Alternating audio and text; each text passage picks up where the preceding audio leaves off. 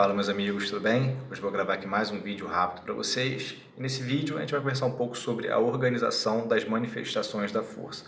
Então, qual seria uma lógica, né, ou qual seria uma organização mais coerente para a manifestação da força? Então, por exemplo, força máxima, força potente, força resistente e também com o objetivo, por exemplo, de aumento da massa muscular. Qual seria, né, uma organização que teria mais coerência? Então, por exemplo, se eu organizasse, né, 4 blocos, né, cada bloco composto por 4 semanas, por exemplo, de treinamento, faria sentido eu colocar força potente como o primeiro bloco? Entendendo que a força potente, né, é um produto, né, da força e da velocidade. Se eu já entendo, né, que a potência é um produto da força com a velocidade, eu já entendo, né, que a força ela é importante. Então, por exemplo, a potência eu colocaria num bloco depois da força. E aí quando eu pego a força, por exemplo, né, a força é um produto da massa vezes a aceleração.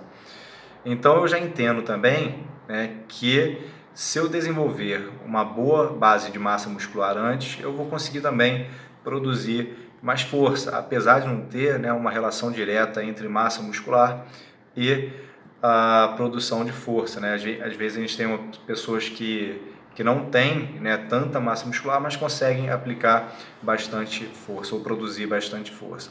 Mas se a gente pensasse, né, que a massa muscular pode sim melhorar a capacidade de produzir força, eu colocaria, né, um objetivo de hipertrofia antes de objetivo de força.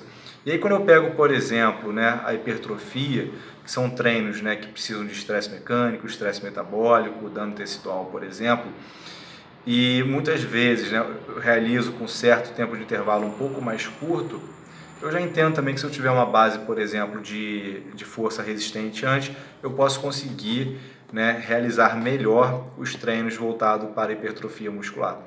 Então olha que interessante, né? A gente colocou aqui 4 possibilidades, né? Força potente, força máxima, um objetivo de hipertrofia e um objetivo de força resistente, e a gente conseguiu organizar de forma lógica esses 4. Então, primeiro, a gente poderia colocar um bloco de força resistente, porque vai dar uma boa base para um treino de hipertrofia.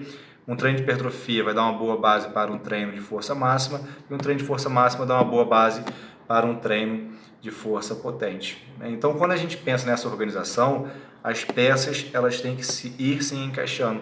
É como se fosse um quebra-cabeça que a gente vai pegando essas peças e vai encaixando cada peça no lugar lógico. Tá? E é isso que vocês têm que pensar na hora de prescrever o treinamento, na hora de montar uma periodização, por exemplo. As coisas têm que se encaixar. A gente precisa, né, que cada período anterior seja um período de suporte para o próximo período.